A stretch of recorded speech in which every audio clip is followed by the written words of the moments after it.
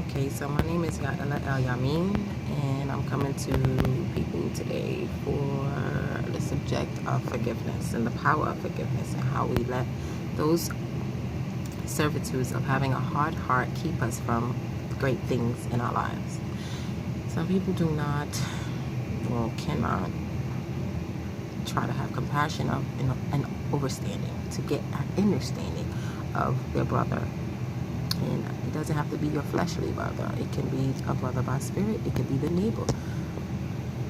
But if you're so cold in your spirit and cold in your heart, how do you have a Black Lives Matter movement?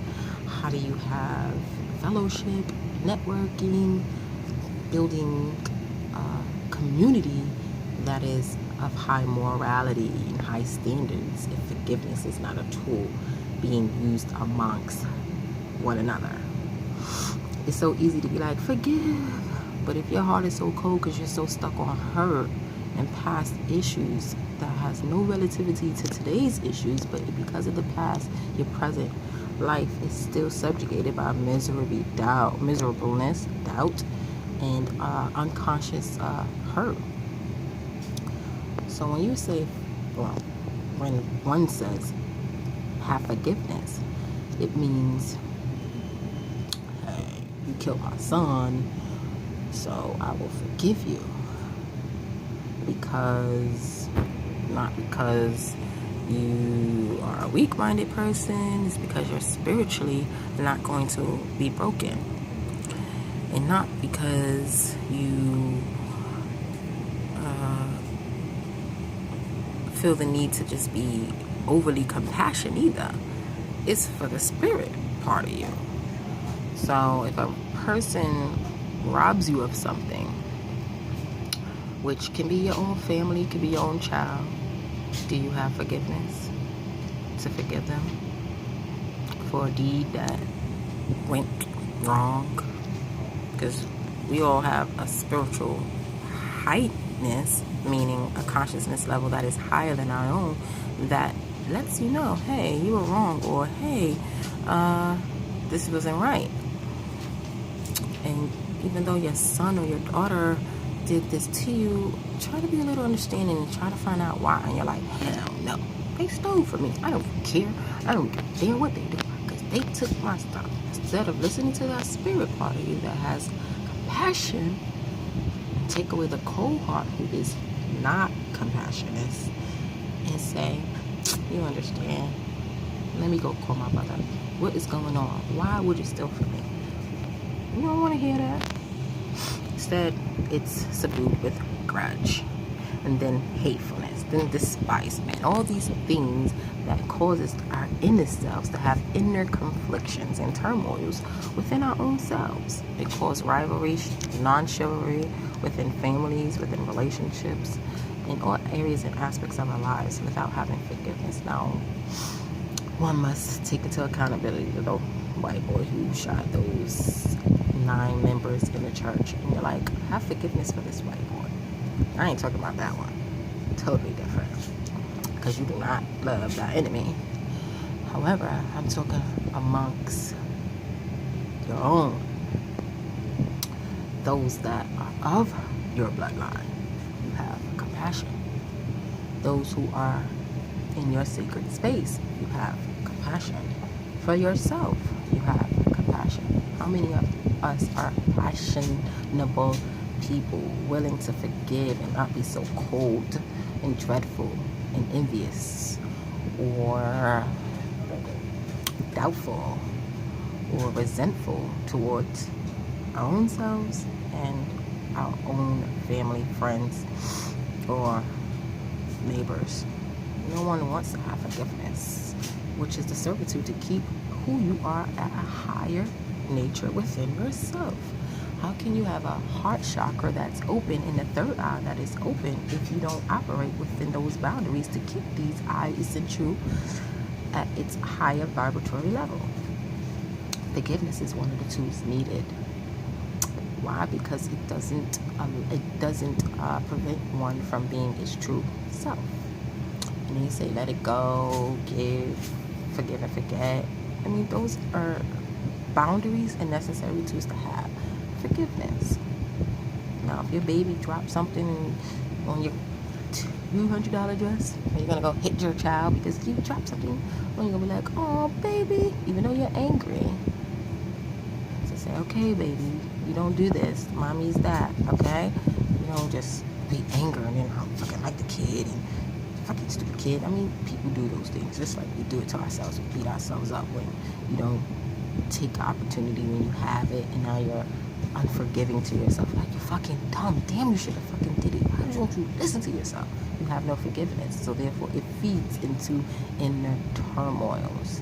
And we don't ride on how inner turmoils affect us outwardly. In families, in our personal relationships, on the job, in the church, wherever you are, it is an effective turmoil when you don't have forgiveness. I repeat, I'm not speaking of an enemy.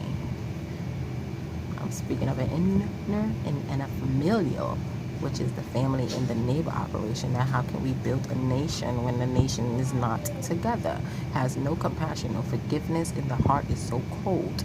How are we going to cause a movement if not everybody wants to have understanding? How are we conformed people to righteousness if you're not operating in the form of forgiveness? So where do we go from here?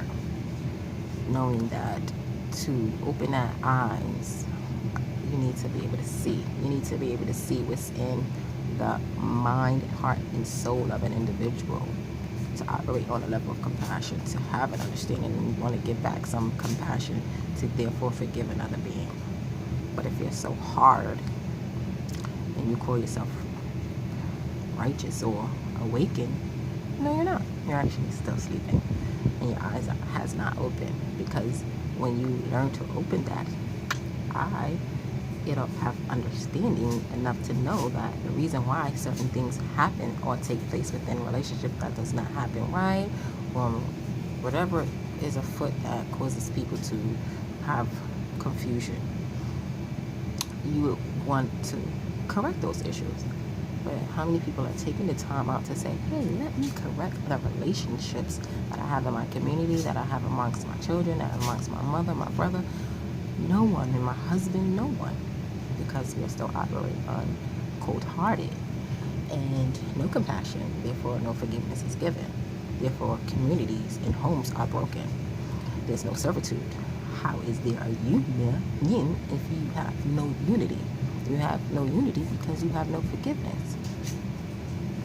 Not everybody's going to think and operate on accord with one another. And sometimes it's needed that you, as an individual, take the time to show love, kind, and compassion.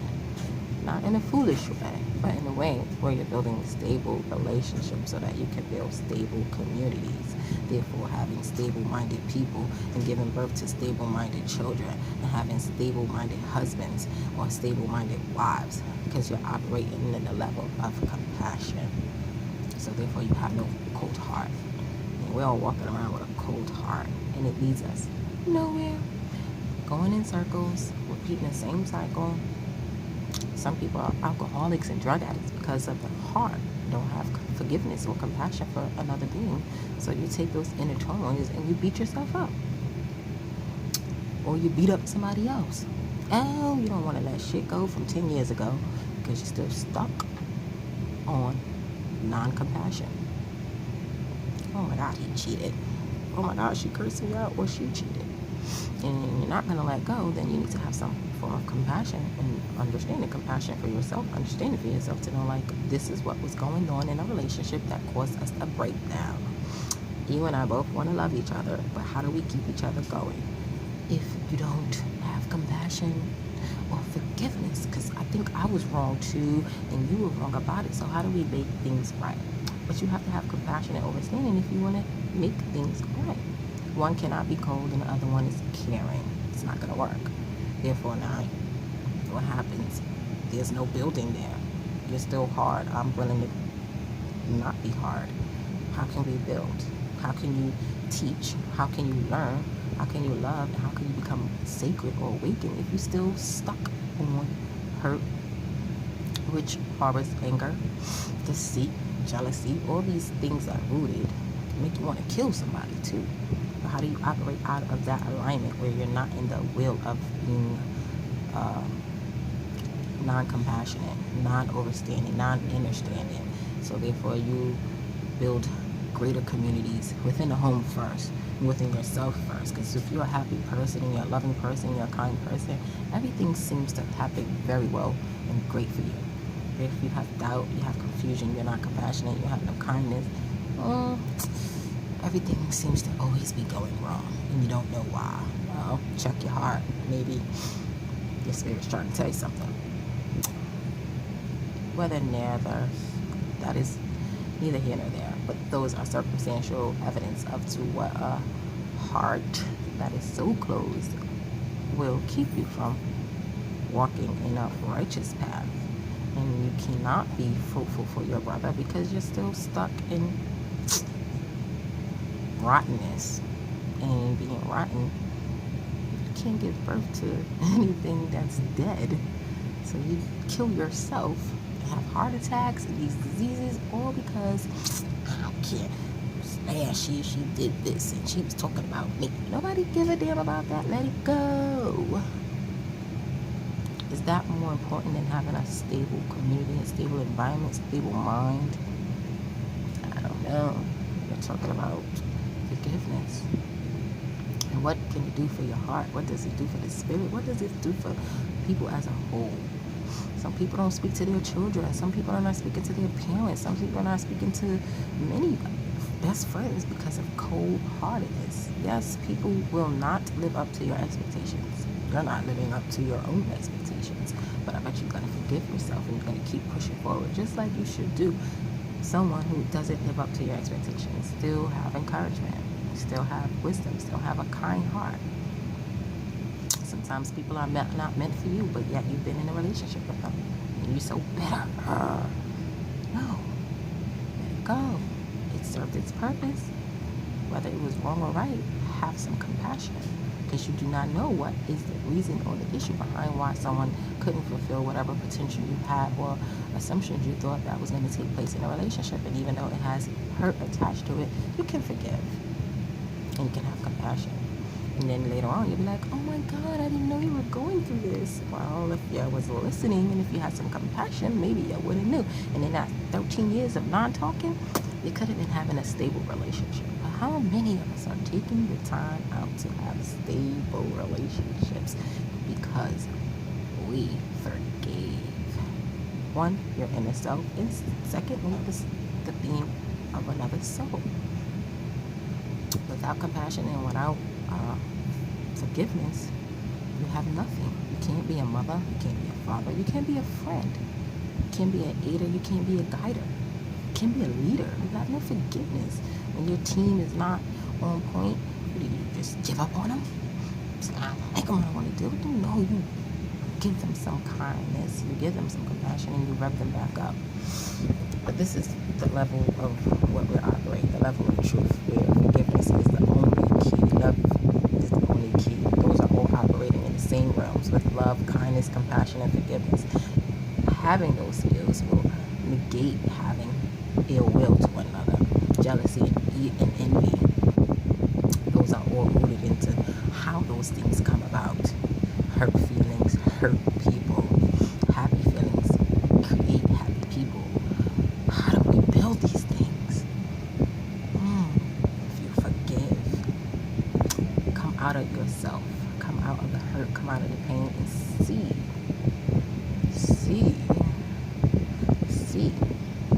damn, what's going on in this next person's life. This is compassion. Let me try to understand why you're hurting me. Nobody got time for that, right? That's why, therefore, relationships and bonds are broken for years and destroyed. Parents and children, as I said, are not on one accord. And then we have communities that are breaking down. This is how our children have I don't care attitudes. This is how parents have I don't care attitudes. Relationships is on the I care, I don't care subsequence level, where you could be having a husband and y'all been together 13 years and he don't even want to deal with you no more, or she doesn't want to deal with you anymore because you have no compassion, you have no understanding, and that person is tired and they want to leave you. But if you were compassionate and understanding, that 13 years can turn into 36. But when you're so hard, you make a person not want you. Or when you're so self-righteous, you make a person not want to be around you. And what you do, you're so self-righteous, but you're still so cold-hearted. Doesn't make sense. Self-righteousness begets happiness. Now, that's how it operates. And it's normalcy, but it's not normality. And it's unrefuted, indisputable, angry, and convicted. It breeds anger, deceit, lying, lack of faith, lack of trust. And who wants to live like that? No one. I know I don't, and I know you guys don't either. But we can do that if we have a kind heart, and understanding, and overstanding heart, and a mind to see past the pain that you have and try to understand a person's pain. Because knowing another person's pain probably is deeper than yours. Can help you internally. It can help them get over their crucifixion, and you as well. So the purpose of this little segment is to say compassion, have some forgiveness. It goes a long way. This is how we live long.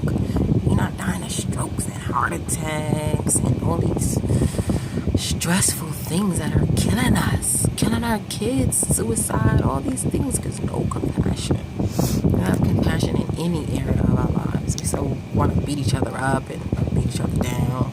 All these stupid videos with people fighting and going into wars, doing all these things because there's no compassion, there's no understanding, there is no forgiveness. I did not say about your enemy. What is an enemy? We know. We don't even know who our enemy is. So we don't have time to fight each other because we got other enemies out there who trying to kill y'all. Us, me, my children, your children. So stop fighting fights and wars and wrestling with your spirit versus your flesh.